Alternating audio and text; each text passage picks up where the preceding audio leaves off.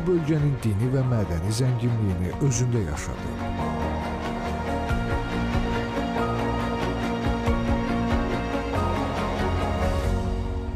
Gözəl, müqəddəs bir torpaqda dünyaya gəlmişəm.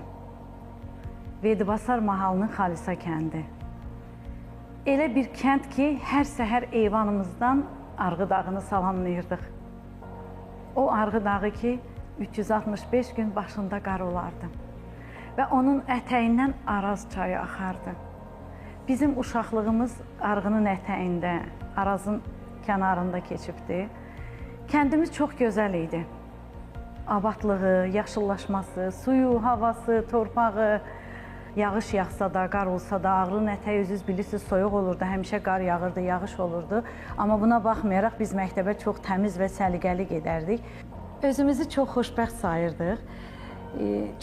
O vaxtki dövrdə çox çətin məsələ idi. Şəhərlə əlaqə qurmaq, kənd yeri idi də, İrəvana gedib gəlmək həsrətlə baxırdıq. Yəni hər səhər plastik vallar var idi, vallar qoyulurdu. Şövkət Ələkbərova, Zeynəb Xanlarova, Rəşid Beypudov və müxtəlif sənətkarların, dahilərin mahnıları ilə gözümüzü açardıq. Hər səhər saat 7-də. 7-də niyə? Çünki kənd cəmaatı kolxoza gedərdi. O musiqi ilə onları yola salardılar. Vedibasar mahalı erkən orta əsrlərdən başlayaraq Böyük Azərbaycan ölkəsinin şimalı ilə cənubunu birləşdirən qədim karvan yollarının üstündə yerləşirdi. Bizim kəndimizdə meçidlər olub, kəndimiz yarananda 5 meçid olub, hər meçidin öz axundu olubdu. Amma o 5 meçidin bir axundu olub ki, 5-inin rəhbəri, o kəndimizə ilk təhsili gətirib. O dövrün əlifbası ilə bizim kəndimizdə hər kəs gedərmiş onun yanına, o ona yazmağı, pozmağı öyrədərmiş. Və bunun da nəticəsidir ki, mən hələ o vaxtı 5-ci sinifdə oxuyurdum kənddən çıxanda, Süleyman Məmmədov var idi. Allah onu rəhmət eləsin, tarixçi alim, o bizim kəndin ilk alimi idi. Biz sevinirdik ilk alimdən söz düşəndə ki, bizim kəndin alimimiz var. Sonra bizim kəndin ilk yazıcısı olubdu, İnqilab Vəlizadə. Onun gözəl bir əsəri var idi, o da əl-əl gəzirdi. 1961-ci ildə kəndimizdə mədəniyyət evi tikildi. O mədəniyyət evinin tikilməsi daha böyük bir fövqəladə işə səbəb oldu. Və xüsusi bir şeyi qeyd eləmək istəyirəm, yəni vicdanım rahat olmaz onu deməsəm. Allah rəhmət eləsin Vedibasarın ər kişilərindən Fərman Kərimzadənin Xudafərin körpüsü, Çaldıran döyüşü və yaxud Əlibala Hacızadənin bir əsəri işıq üzü görmüşdü, İtkin gəlin. O kitablara yazılırdılar. Mədəniyyət evində, kitabxanada yazılırdılar ki, kimə növbə nə vaxt çatacaq, gəlib bu kitablardan oxuyacaqdı. Bizim çox gözəl şəraitimiz var idi orada. Nədən gözəl şəraitimiz? Kəndimizə tez-tez mədəniyyət işçiləri gəlirdi. Mən xüsusilə vurğulamaq istəyirəm Həbib Bayramovu, Tükəzban İsmailovanı, İlhamə Quliyevanı. Onlar bizim kənddə olublar. Çox gözəl sevgi ilə qarşılanıblar. Mədəniyyət evində bir görüşləri olub, məktəbdə bir görüşləri olub və onlar imkan daxilində o görüşlərdə canlı musiqi ifa edirdilər. Biz də buna təbii ki, çox sevinirdik. Qərib el, qərib torpaq. Və mən xüsusilə qeyd eləmək istəyirəm Nəbi Xəzrini, Allah onu rəhmət eləsin. Onun kəndimizə gəlişi, onun kəndimizdə uşaqlarla görüşü, məktəblərdə görüşü, kitabxanada görüşü hər kəsin həyatında rol oynayıb. Eləcə də mənim həyatımda rol oynayıb. Çünki bizə sual verirdi ki, kim yaxşı şeir deyə bilir? 3 gündən sonra bir də gələcəm, kim yaxşı şeir desə ona hədiyyə gətirəcəm. Təbii ki, biz də həvəslənirdik ki, Bakıdan şair gəlib. O zaman onun sözləri çox məşhur idi.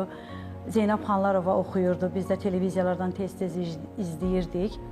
Bax, belə gözəl günlərimiz, gözəl xatirələrimiz olub.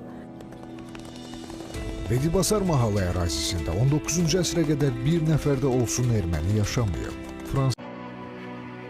Oktyabr ayı idi, bizim evimizi yandırdılar və biz ailəlikcə o gecə çıxası olduq. Sonra biz gəldik Qarabağa, Füzuli rayonuna. Biz Füzulidə yerləşdik və talih elə gətirdi ki, Füzulidə də evimizi bombardıman elədilər. Yəni, mən istər-istəməz qaçqın-köçkün talihi yaşayası oldum. Bu talih mənim alnıma yazıldı. Və zaman içimdə olan sevgilər bir də gördüm ki, artıq cızmaqara olur, cızmaqaradan şeirə keçir. Və mən atamın məsləhəti ilə, qardaşımın məsləhəti ilə Vedibasar qəzetinə getdim, şeirlərimi ora verdim. O qəzetdə yenicə çıxırdı. Allah canını sağ eləsin, Sərt İslamoğlu'nun. Dedi, Nəsbə xanım, qal burada yaz yarat. Artıq 22 ildir ki, təkcə Vedibasara yox. Uluxanlı, Göyçə, Zəngəzur, bütün Qərbi Azərbaycandan və Türk dünyasından yazılarımız çap olunur. Dur ayağa, ana, dur da, götür məni gedək yurda. Həsrət könlümü ağladır, dözəmirəm daha burada. Hanı o bağçalar, hanı o bağlar, hanı o dərələr, hanı o dağlar. Xəyala dönübdü bəxtəvər çağlar. Vedimə qaytarın, qaytarın məni. Qaytarın yolundan, izindən öpüm. Saralmış çölündən, düzündən öpüm. Məzar daşlarımın üzündən öpüm. Vedimə qaytarın, qaytarın məni. Əcəl gəlib alsa əgər üstümü, görməsəniz göyə qalxan tüstümü.